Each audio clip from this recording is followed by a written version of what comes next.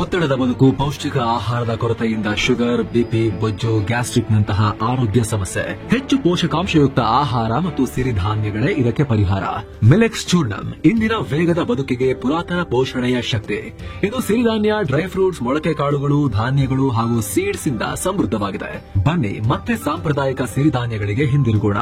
Order ಮಾಡಲು link description ಮತ್ತು pin ಕಾಮೆಂಟ್ನಲ್ಲಿದೆ.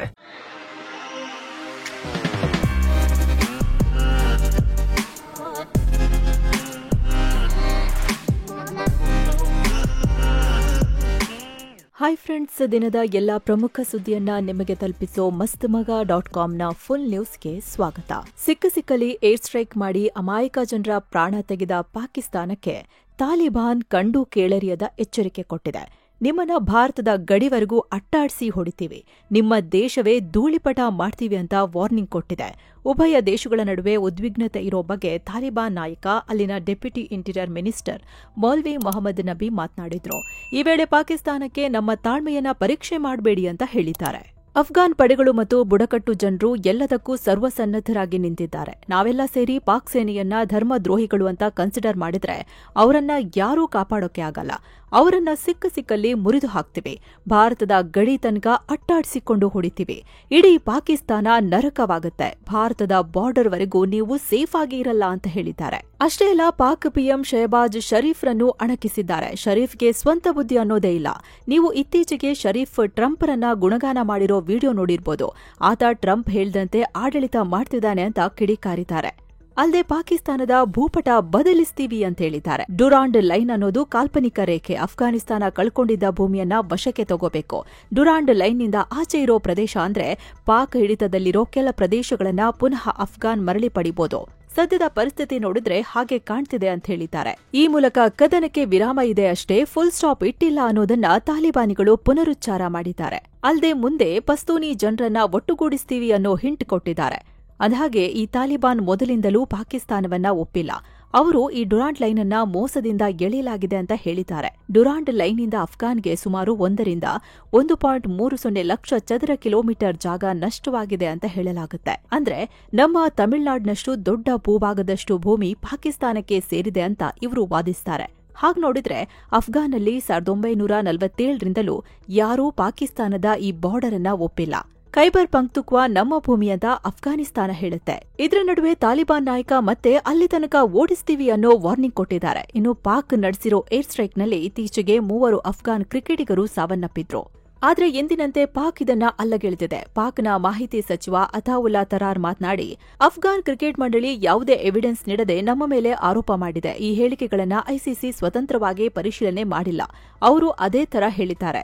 ನಾವೇ ದಶಕಗಳಿಂದ ಭಯೋತ್ಪಾದನೆಯ ಬಲಿಪಶುಗಳಾಗಿದ್ದೇವೆ. ಹೀಗಾಗಿ ಐಸಿಸಿ ತನ್ನ ಹೇಳಿಕೆಯನ್ನ ಸರಿಪಡಿಸಿಕೊಳ್ಬೇಕು ಅಂತ ಅತಾವುಲ್ಲಾ ಹೇಳಿದ್ದಾರೆ. ರಾಜ್ಯದಲ್ಲಿ ಆರ್ಎಸ್ಎಸ್ ಪಥಸಂಚಲನ ವಿವಾದ ಹೈಕೋರ್ಟ್ ಅಂಗಳ ತಲುಪಿದ್ದು, ಈಗ ರಾಜ್ಯ ಸರ್ಕಾರಕ್ಕೆ ಹಿನ್ನಡೆಯಾಗಿದೆ. ಕಲಬುರಗಿ ಜಿಲ್ಲೆಯ ಚಿತ್ತಾಪುರದಲ್ಲಿ ಆರ್ಎಸ್ಎಸ್ ಪಥಸಂಚಲನ ನಡೆಸೋ ಸಂಬಂಧ ಆರ್ಎಸ್ಎಸ್ ಹಾಗೂ ಸರ್ಕಾರದ ನಡುವೆ ವಿವಾದ ಆಗಿತ್ತು. ಇದು ನ್ಯಾಯಾಂಗದ ಮೆಟ್ಟಿಲೇರಿತ್ತು. ಈಗ ಹೈಕೋರ್ಟ್ನ ಕಲಬುರಗಿ ಪೀಠ ಪಥಸಂಚಲನಕ್ಕೆ ಪರ್ಮಿಷನ್ ನೀಡಿದೆ. ಅಲ್ಲದೆ ಈ ಸಂಬಂಧ ಅನುಮತಿಗಾಗಿ ಕಲಬುರಗಿ ಉಪ ಆಯುಕ್ತರಿಗೆ ಹೊಸ ಅರ್ಜಿ ಸಲ್ಲಿಸಿ ಅಂತ ಆರ್ಎಸ್ಎಸ್ಗೆ ಸೂಚನೆ ನೀಡಿದೆ. ಅಂದಹಾಗೆ ಪ್ರಿಯಾಂಕ್ ಖರ್ಗೆ ಅವರ ಕ್ಷೇತ್ರ ಚಿತ್ತಾಪುರದಲ್ಲಿ ಭಾನುವಾರ ಆರ್ಎಸ್ಎಸ್ ಪಥಸಂಚಲನ ನಡೆಸೋಕೆ ಮುಂದಾಗಿತ್ತು. ಆದರೆ ಅದೇ ದಿನವೇ ಭೀಮ್ ಆರ್ಮಿ ಮತ್ತು ದಲಿತ ಪ್ಯಾಂಥರ್ಸ್ ಸಂಘಟನೆಯವರು ಪಥಸಂಚಲನ ನಡೆಸೋಕೆ ಅನುಮತಿ ಕೇಳಿದ್ರು. ಹೀಗಾಗಿ ಒಂದೇ ಟೈಮಲ್ಲಿ ಎಲ್ಲಾ ಸಂಘಟನೆಗಳು ಪರ್ಮಿಷನ್ ಕೇಳಿರೋದ್ರಿಂದ ಕಾನೂನು ಸುವ್ಯವಸ್ಥೆ ಹಾಳಾಗೋ ಸಾಧ್ಯತೆ ಇದೆ. ಪೊಲೀಸ್ ಅಧಿಕಾರಿಗಳು ಅನುಮತಿ ನೀಡಬೇಡಿ ಅಂತ ವರದಿ ನೀಡಿದ್ದಾರೆ ಅಂತ ಹೇಳಿ ತಹಶೀಲ್ದಾರ್ ನಾಗಯ್ಯ ಹಿರೇಮಠ ಅನುಮತಿ ನಿರಾಕರಿಸಿ ಆದೇಶ ಹೊರಡಿಸಿದ್ರು. ಆದ್ರೆ ಆರ್ಎಸ್ಎಸ್ ಕೂಡ ಪಥಸಂಚಲನಕ್ಕೆ ಮೊದಲೇ ತಯಾರಿ ಮಾಡಿಕೊಂಡಿತ್ತು. ಪಟ್ಟಣದ ಬೀದಿಗಳಲ್ಲಿ ಆರ್ಎಸ್ಎಸ್ ಬ್ಯಾನರ್, ಭಗವಧ್ವಜ ಎಲ್ಲ ಹಾಕಿತ್ತು. ಆದ್ರೆ ಪುರಸಭೆ ಪರ್ಮಿಷನ್ ಪಡೆದಿಲ್ಲ ಅಂತೇಳಿ ಶನಿವಾರ ಬೆಳಗ್ಗೆನೆ ಅಧಿಕಾರಿಗಳೆಲ್ಲ ಅವುಗಳನ್ನ ತೆರವುಗೊಳಿಸಿತ್ತು. ಇದಕ್ಕೆ ಆರ್ಎಸ್ಎಸ್ ಬಿಜೆಪಿ ಆಕ್ರೋಶ ಹೊರಹಾಕಿದ್ವು. ಹೀಗಾಗಿ ಭಾನುವಾರ ಚಿತ್ತಾಪುರದಲ್ಲಿ ಬಿಗುವಿನ ವಾತಾವರಣ ನಿರ್ಮಾಣವಾಗಿತ್ತು. 1,000ಕ್ಕೂ ಅಧಿಕ ಪೊಲೀಸರನ್ನ ನಿಯೋಜನೆ ಮಾಡಲಾಗಿತ್ತು. ಇನ್ನು ಅನುಮತಿ ನಿರಾಕರಣೆ ಪ್ರಶ್ನಿಸಿ ಕಲಬುರಗಿ ಹೈಕೋರ್ಟ್ ಪೀಠಕ್ಕೆ ಆರ್ಎಸ್ಎಸ್ನ ಕಲಬುರಗಿ ಜಿಲ್ಲಾ ಪ್ರಮುಖ ಅಶೋಕ್ ಪಾಟೀಲ್ ಅನ್ನೋರು ರಿಟ್ ಅರ್ಜಿ ಸಲ್ಲಿಸಿದ್ರು. ಇದರ ವಿಚಾರಣೆ ನಡೆಸಿದ ಕೋರ್ಟ್ ಆರ್ಎಸ್ಎಸ್ ಪಥಸಂಚಲನಕ್ಕೆ ಅನುಮತಿ ನೀಡಿದೆ. ಅದರಂತೆ ಆರ್ಎಸ್ಎಸ್ ನವೆಂಬರ್ 2ರಂದು ಚಿತ್ತಾಪುರದಲ್ಲಿ ಪಥಸಂಚಲನ ನಡೆಸೋಕೆ ಮುಂದಾಗಿದೆ. ಇನ್ನು ಕೋರ್ಟ್ ಅಕ್ಟೋಬರ್ 24ಕ್ಕೆ ವಿಚಾರಣೆ ಮುಂದೂಡಿದೆ. ಇನ್ನೊಂದು ಕಡೆ ಭೀಮ್ ಆರ್ಮಿ ಕೂಡ ಪಥಸಂಚಲನಕ್ಕೆ ಅನುಮತಿ ನೀಡಿ ಅಂತ ಅರ್ಜಿ ಹಾಕಿತ್ತು. ಅದಕ್ಕೂ ಕೋರ್ಟ್ ಗ್ರೀನ್ ಸಿಗ್ನಲ್ ನೀಡಿದೆ. ಆದರೆ ಆರ್ಎಸ್ಎಸ್ ಪಥಸಂಚಲನ ದಿನ ಅವಕಾಶ ನೀಡದೆ ಅಲ್ಲದೆ ಬೇರೆ ಟೈಮಲ್ಲಿ ಪಥಸಂಚಲನಕ್ಕೆ ಅವಕಾಶ ನೀಡಿ ಅಂತ ಅಧಿಕಾರಿಗಳಿಗೆ ನಿರ್ದೇಶನ ನೀಡಿದೆ. ಇನ್ನು ಆರ್ಎಸ್ಎಸ್ ಪಥಸಂಚಲನಕ್ಕೆ ಅನುಮತಿ ನೀಡಿರೋ ಹೈಕೋರ್ಟ್ ಆದೇಶಕ್ಕೆ ಬಿಜೆಪಿ ರಾಜ್ಯಾಧ್ಯಕ್ಷ ಬಿವೈ ವಿಜಯೇಂದ್ರ ಸಂತಸ ವ್ಯಕ್ತಪಡಿಸಿದ್ದಾರೆ. ರಾಷ್ಟ್ರೀಯ ಸ್ವಯಂ ಸೇವಕ ಸಂಘದ ಪಥಸಂಚಲನಕ್ಕೆ ಅನುಮತಿ ನೀಡಿದ ಘನ ಉಚ್ಚ ನ್ಯಾಯಾಲಯದ ತೀರ್ಪು ಜನತಂತ್ರದ ವಿಜಯವಾಗಿದೆ. ಪ್ರಜಾತಂತ್ರದ ಹಕ್ಕು ಕಸಿಯಲು ಹೊರಟ ಕಾಂಗ್ರೆಸ್ ಸರ್ಕಾರಕ್ಕೆ ಉಚ್ಚ ನ್ಯಾಯಾಲಯ ಚಾಟಿ ಬೀಸಿ ಸಂವಿಧಾನದ ಘನತೆಯನ್ನ ಎತ್ತಿ ಹಿಡಿದಿದೆ ಅಂತೇಳಿ ಸಾಮಾಜಿಕ ಜಾಲತಾಣ ಎಕ್ಸ್ ಖಾತೆಯಲ್ಲಿ ಪೋಸ್ಟ್ ಹಾಕಿದ್ದಾರೆ. ಇನ್ನು ಸ್ನೇಹಿತರೆ, ರಾಜ್ಯ, ದೇಶ ಮತ್ತು ವಿದೇಶದಲ್ಲಿ ಏನೇನಾಗಿದೆ ಅಂತ ನೋಡೋಕ್ಕೂ ಮೊದಲು ನಮ್ಮ ಆತ್ಮೀಯ ವೀಕ್ಷಕರಲ್ಲಿ ಒಂದು ಸಣ್ಣ ಮನವಿ. ನೀವಿನ್ನು ನಮ್ಮ ಚಾನೆಲ್ ಅನ್ನ ಸಬ್ಸ್ಕ್ರೈಬ್ ಮಾಡಿಲ್ಲ ಅಂದ್ರೆ ದಯವಿಟ್ಟು ಈ ಕೂಡಲೇ ಸಬ್ಸ್ಕ್ರೈಬ್ ಮಾಡಿ, ಪಕ್ಕದಲ್ಲಿರೋ ಗಂಟೆ ಬಟನ್ ಮೇಲೆ ಕ್ಲಿಕ್ ಮಾಡಿ. ಇದರಿಂದ ಮತ್ತಷ್ಟು ನಿಖರ ಮತ್ತು ಸ್ಪಷ್ಟವಾದ ಮಾಹಿತಿ ಕೊಡೋಕೆ ನಮಗೆ ಪ್ರೋತ್ಸಾಹ ಸಿಗುತ್ತೆ. ಬನ್ನಿ ಈಗ ಸುದ್ದಿಯಲ್ಲಿ ಮುಂದುವರಿಯೋಣ. ಗಾಜಾ ಶಾಂತಿ ಒಪ್ಪಂದಕ್ಕೆ ಮತ್ತೆ ಬೆಂಕಿ ಬಿದ್ದಿದೆ. ದಕ್ಷಿಣ ಗಾಜಾ ಪಟ್ಟಿಯ ರಫಾದಲ್ಲಿ ಇಸ್ರೇಲ್ ಸೇನೆ ಮೇಲೆ ಹಮಾಸ್ ದಾಳಿ ಮಾಡಿದೆ. ಇಸ್ರೇಲ್ ಸೇನೆಯ ಮಿಲಿಟರಿ ಇಂಜಿನಿಯರಿಂಗ್ ವಾಹನಗಳನ್ನು ಗುರಿಯಾಗಿಸಿ ಆಂಟಿ ಟ್ಯಾಂಕ್ ಮಿಸೈಲ್ಗಳ ಮೂಲಕ ದಾಳಿ ಮಾಡಿದ್ದಾರೆ. ಜೊತೆಗೆ ಸುಧಾರಿತ ಸ್ಫೋಟಕಗಳಿಂದ ಕೂಡ ದಾಳಿ ಮಾಡಿದ್ದಾರೆ. ಈ ದಾಳಿಗಳಲ್ಲಿ ಹಲವು ಇಸ್ರೇಲ್ ಸೈನಿಕರು ಗಾಯಗೊಂಡಿದ್ದಾರೆ. ಇದರ ಬೆನ್ನಲ್ಲೇ ಇಸ್ರೇಲ್ ಮತ್ತೆ ಗಾಜಾಗೆ ಯುದ್ಧ ವಿಮಾನಗಳನ್ನು ನುಗ್ಗಿಸಿದೆ. ಹಮಾಸ್ ನೆಲೆಗಳನ್ನು ಗುರಿಯಾಗಿಸಿ ಏರ್ ಸ್ಟ್ರೈಕ್ ನಡೆಸಿದೆ. ಅಲ್ಲಾಗಿರೋ ಸಾವು ನೋವುಗಳ ಬಗ್ಗೆ ಇನ್ನಷ್ಟೇ ಸ್ಪಷ್ಟನೆ ಸಿಗಬೇಕಿದೆ. ಇನ್ನು ಈ ದಾಳಿ ಪ್ರತಿದಾಳಿಗಳ ಬೆನ್ನಲ್ಲೇ ಇಸ್ರೇಲ್ ಪ್ರಧಾನಿ ಬೆಂಜಮಿನ್ ನೆತನ್ಯಾಹು, ಇಸ್ರೇಲ್ ರಕ್ಷಣಾ ಸಚಿವ ಇಸ್ರೇಲ್ ಕಾಟ್ಜ್ ಮತ್ತು ಇಸ್ರೇಲ್ ಸೇನಾ ಮುಖ್ಯಸ್ಥ ಲೆಫ್ಟಿನೆಂಟ್ ಜನರಲ್ ಇಯಾಲ್ ಜಮೀರ್ರೊಂದಿಗೆ ಫೋನ್ ಕಾಲ್ ಮಾಡಿ ಮಾತನಾಡಿದ್ದಾರೆ. ಜೊತೆಗೆ ಹೈ ಲೆವೆಲ್ ಮೀಟಿಂಗ್ ಕೂಡ ನಡೆಸಿದ್ದಾರೆ. ಇದಕ್ಕೂ ಮುಂಚೆ ಅಮೆರಿಕ ಹಮಾಸ್ಗಳಿಂದ ದಾಳಿಗಳಾಗೋ ಸಾಧ್ಯತೆಗಳಿವೆ, ಇದರ ಬಗ್ಗೆ ನಮಗೆ ಖಚಿತ ಮಾಹಿತಿ ಇದೆ ಅಂದಿತ್ತು. ಅದರ ಬೆನ್ನಲ್ಲೇ ಈ ಹೊಡೆದಾಟ ಆಗಿದೆ. ಈ ಮೂಲಕ ಟ್ರಂಪ್ರ ಕದನ ವಿರಾಮ ಮುರಿದು ಬೀಳೋ ಸಾಧ್ಯತೆಗಳು ಮತ್ತಷ್ಟು ದಟ್ಟವಾಗ್ತಿದೆ. ಇನ್ನು ಹಾಸನಾಂಬೆ ದರ್ಶನಕ್ಕೆ ಬಂದಾಗ ಕೇಂದ್ರ ಸಚಿವ ಎಚ್.ಡಿ. ಕುಮಾರಸ್ವಾಮಿ ಅವರಿಗೆ ಅವಮಾನ ಮಾಡಲಾಗಿದೆ ಅಂತ ಆರೋಪಿಸಿ ಭಾರೀ ಪ್ರತಿಭಟನೆ ನಡೆಸಲಾಗಿದೆ. ಹಾಸನಾಂಬೆ ದೇವಾಲಯ ಮುಖ್ಯದ್ವಾರ ಬಳಿ ಜೆಡಿಎಸ್ ಪ್ರತಿಭಟನೆ ನಡೆಸಿದೆ.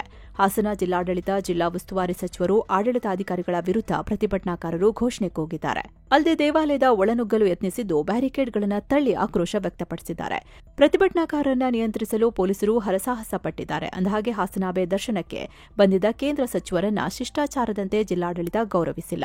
ಸಾಮಾನ್ಯ ಶಾಸಕರು ಬಂದರೂ ಅವರಿಗೆ ಗೌರವ ನೀಡಲಾಗುತ್ತೆ, ಆದರೆ ಕೇಂದ್ರ ಸಚಿವರಿಗೆ ಸಲ್ಲಿಸಬೇಕಾದ ಗೌರವ ನೀಡುವಲ್ಲಿ ಜಿಲ್ಲಾಡಳಿತದಿಂದ ಲೋಪವಾಗಿದೆ ಅನ್ನೋ ಆರೋಪ ಕೇಳಿಬಂದಿತ್ತು. ಹೀಗಾಗಿ ಜೆಡಿಎಸ್ ಈ ಪ್ರತಿಭಟನೆ ನಡೆಸಿದೆ. ಸಿಎಂ ಸಿದ್ದರಾಮಯ್ಯ ನೇತೃತ್ವದ ರಾಜ್ಯ ಸರ್ಕಾರಕ್ಕೆ ರಾಜ್ಯ ಗುತ್ತಿಗೆದಾರರ ಸಂಘ ದೊಡ್ಡ ಎಚ್ಚರಿಕೆ ನೀಡಿದೆ. ಪೂರ್ಣಗೊಂಡಿರೋ ಕಾಮಗಾರಿಗಳ ಬಿಲ್ಗಳನ್ನು ಡಿಸೆಂಬರ್ ಅಂತ್ಯದೊಳಗೆ ಪಾವತಿ ಮಾಡದೇ ಇದ್ರೆ ರಾಜ್ಯಾದ್ಯಂತ ಎಲ್ಲಾ ರೀತಿಯ ಕಾಮಗಾರಿಗಳನ್ನು ಸ್ಥಗಿತಗೊಳಿಸುತ್ತೀವಿ ಅಂತ ವಾರ್ನಿಂಗ್ ನೀಡಿದೆ. ವಿವಿಧ ಇಲಾಖೆಗಳಲ್ಲಿ ಸುಮಾರು 33,000 ಕೋಟಿ ರೂಪಾಯಿ ಬಾಕಿ ಉಳಿದಿದೆ. 2.5 ವರ್ಷಗಳಿಂದ ಬಾಕಿ ಉಳಿದಿರೋ ಹಣವನ್ನು ಪಾವತಿಸಲು ಸಿಎಂ ಸಿದ್ದರಾಮಯ್ಯ ಹಾಗೂ ಇಲಾಖೆಗಳ ಸಚಿವರನ್ನ ಭೇಟಿ ಮಾಡಿ ಮನವಿ ಮಾಡಿಕೊಂಡ್ರೂ ಪ್ರಯೋಜನವಾಗಿಲ್ಲ. ಹೀಗಾಗಿ ಇದು ನಮ್ಮ ಅಂತಿಮ ಗಡುವು ಅಂತ ರಾಜ್ಯ ಗುತ್ತಿಗೆದಾರರ ಸಂಘದ ಅಧ್ಯಕ್ಷ ಆರ್ ಮಂಜುನಾಥ್ ಹೇಳಿದ್ದಾರೆ. ಹುಬ್ಬಳ್ಳಿಯ ಕಿಮ್ಸ್ ಆಸ್ಪತ್ರೆಯಲ್ಲಿ ದಾಖಲಾಗಿದ್ದ ಜಗತ್ತಿನ ಅಪರೂಪದ ಪ್ರಕರಣ ಸುಖಾಂತ್ಯ ಕಂಡಿದೆ. ಮಗುವಿನ ಹೊಟ್ಟೆಯಲ್ಲಿ ಮತ್ತೊಂದು ಭ್ರೂಣ ಪತ್ತೆ ಪ್ರಕರಣ ಸಂಬಂಧ ಶಸ್ತ್ರಚಿಕಿತ್ಸೆಗೆ ಒಳಗಾಗಿದ್ದ ಮಗು ಕಿಮ್ಸ್ ಆಸ್ಪತ್ರೆಯಿಂದ ಡಿಸ್ಚಾರ್ಜ್ ಆಗಿದೆ. ನವಜಾತ ಗಂಡು ಶಿಶುವಿನ ಹೊಟ್ಟೆಯಲ್ಲಿ ಮತ್ತೊಂದು ಭ್ರೂಣ ಪತ್ತೆಯಾದ ಹಿನ್ನೆಲೆ ಡಾ ರಾಜಶಂಕರ್ ನೇತೃತ್ವದ ವೈದ್ಯರ ತಂಡ ಅಕ್ಟೋಬರ್ 8ರಂದು ಯಶಸ್ವಿಯಾಗಿ ಶಸ್ತ್ರಚಿಕಿತ್ಸೆ ನಡೆಸಿತ್ತು. ಬಳಿಕ ಮಗುವನ್ನ ಐಸಿಯುನಲ್ಲಿ ಇಡಲಾಗಿತ್ತು. ಈಗ ಮಗು ಸಂಪೂರ್ಣವಾಗಿ ಗುಣಮುಖವಾಗಿರೋ ಹಿನ್ನೆಲೆ ಮನೆಗೆ ಕಳಿಸಿಕೊಡಲಾಗಿದೆ. ಜಾತಿಯ ಕಾರಣ ಕೊಟ್ಟು ದೇಗುಲ ಪ್ರವೇಶಕ್ಕೆ ನಿರಾಕರಿಸಿದ್ದಾರೆ ಅಂತೇಳಿ 17 ಜನರ ವಿರುದ್ಧ ಅಟ್ರಾಸಿಟಿ ಕೇಸ್ ದಾಖಲಾಗಿರೋ ಘಟನೆ ಚಾಮರಾಜನಗರದಲ್ಲಿ ನಡೆದಿದೆ. ಗುಂಡ್ಲುಪೇಟೆ ತಾಲೂಕಿನ ವೀರನಪುರ ಗ್ರಾಮದ ದೇಗುಲದಲ್ಲಿ ಒಂದು ಸಮುದಾಯಕ್ಕೆ ಪ್ರವೇಶ ನಿರ್ಬಂಧಿಸಲಾಗಿದೆ ಅಂತ ಹೇಳಿ ಊರಲ್ಲಿ ಶಾಂತಿ ಸಭೆ ಆಯೋಜಿಸಲಾಗಿತ್ತು. ಆಗ ನಮಗೆ ಜಾತಿ ನಿಂದನೆ ಮಾಡಿದ್ದಾರೆ ಅಂತೇಳಿ ವ್ಯಕ್ತಿಯೊಬ್ಬರು ಇನ್ನೊಂದು ಸಮುದಾಯದ ಮುಖಂಡರ ಮೇಲೆ ಪೊಲೀಸರಿಗೆ ದೂರು ನೀಡಿದ್ದಾರೆ. ಇದರ ಬೆನ್ನಲ್ಲೇ ಈ ಕೇಸ್ ದಾಖಲಾಗಿದೆ. ಪುತ್ತೂರಿನಲ್ಲಿ ಆಟೋ ಚಾಲಕರೊಬ್ಬರ ಮೇಲೆ ಹಲ್ಲೆ ನಡೆಸಿದ 2 ಪೊಲೀಸ್ ಅಧಿಕಾರಿಗಳನ್ನ ಅಮಾನತು ಮಾಡಲಾಗಿದೆ. ಆಟೋ ರಿಕ್ಷಾ ತಡೆದು ನಿಲ್ಲಿಸಿದ ಪೊಲೀಸರು ಚಾಲಕನ ಮೇಲೆ ಕೈ ಹಾಕಿ ಹಲ್ಲೆ ಮಾಡಿದ್ದಲ್ಲದೆ ಅವಾಚ್ಯ ಶಬ್ದಗಳಿಂದ ನಿಂದಿಸಿರೋ ವಿಡಿಯೋ ವೈರಲ್ ಆಗಿತ್ತು. ಅಲ್ಲದೆ ಹಲ್ಲೆಗೊಳಗಾಗಿದ್ದ ಆಟೋ ಚಾಲಕ ಆಸ್ಪತ್ರೆಗೆ ಕೂಡ ದಾಖಲಾಗಿದ್ರು. ಇದರ ಬೆನ್ನಲ್ಲೇ ಪುತ್ತೂರು ಸಂಚಾರ ಠಾಣೆಯ ಎಎಸ್ಐ ಚಿದಾನಂದ ರೈ ಮತ್ತು ಕಾನ್ಸ್ಟೇಬಲ್ ಶ್ರೀಶೈಲ ಎಂಕೆ ಅನ್ನೋರನ್ನ ಅಮಾನತು ಮಾಡಲಾಗಿದೆ. ಪ್ರಾಥಮಿಕ ಶಾಲಾ ಶಿಕ್ಷಕರಿಗೆ 6 ಮತ್ತು 7ನೇ ತರಗತಿಗೆ ಬೋಧನೆ ಮಾಡಲು ಅವಕಾಶ ಕಲ್ಪಿಸಿ ಶಾಲಾ ಶಿಕ್ಷಣ ಇಲಾಖೆ ಅಧಿಸೂಚನೆ ಹೊರಡಿಸಿದೆ. ಇದಕ್ಕಾಗಿ ವೃಂದ ಮತ್ತು ನೇಮಕಾತಿ ನಿಯಮ 2017ಕ್ಕೆ ಸರ್ಕಾರ ತಿದ್ದುಪಡಿ ತಂದಿದೆ. ಆಕ್ಷೇಪಣೆ ಸಲ್ಲಿಸಲು 15 ದಿನಗಳ ಅವಕಾಶ ನೀಡಿದೆ. ರೇಣುಕಾಸ್ವಾಮಿ ಕೊಲೆ ಕೇಸ್ನಲ್ಲಿ ಸದ್ಯ ಜೈಲಿನಲ್ಲಿರೋ ನಟ ದರ್ಶನ್ಗೆ ಕನಿಷ್ಠ ಸೌಲಭ್ಯ ನೀಡುತ್ತಿಲ್ಲ ಅನ್ನೋ ಆರೋಪ ಕೇಳಿಬಂದಿತ್ತು. ಈ ಸಂಬಂಧ ಜೈಲಿಗೆ ತೆರಳಿ ಪರಿಶೀಲನೆ ಮಾಡಿ ಅಂತ ಕೋರ್ಟ್ ಆದೇಶಿಸಿತ್ತು. ಈಗ ಕಾನೂನು ಸೇವಾ ಪ್ರಾಧಿಕಾರ ಪರಿಶೀಲನೆ ನಡೆಸಿದೆ. ಜೈಲಿನ ಮ್ಯಾನ್ಯುಯಲ್ ಶೆಡ್ಯೂಲ್ ಪ್ರಕಾರ ಎಲ್ಲಾ ಸೌಲಭ್ಯ ನೀಡಲಾಗಿದೆ ಅಂತ ಕೋರ್ಟ್ಗೆ ವರದಿ ಸಲ್ಲಿಸಿದೆ. ಇನ್ನು ಬಿಸಿಲಲ್ಲಿ ವಾಕಿಂಗ್ಗೆ ಅವಕಾಶ ನೀಡದಕ್ಕಾಗಿ ಫಂಗಸ್ ಆಗಿದೆ ಅಂತ ದರ್ಶನ್ ಪರ ವಕೀಲರು ಹೇಳಿದ್ರು. ಆದ್ರೆ ಫಂಗಸ್ ಆಗಿಲ್ಲ, ದರ್ಶನ್ರ ಕಾಲಿನ ಹಿಮ್ಮಡಿ ಬಿರುಕು ಬಿಟ್ಟಿವೆ ಅಂತ ಕಾನೂನು ಪ್ರಾಧಿಕಾರದ ಸದಸ್ಯ ಕಾರ್ಯದರ್ಶಿ ಬಿ ವರದರಾಜು ಹೇಳಿದ್ದಾರೆ.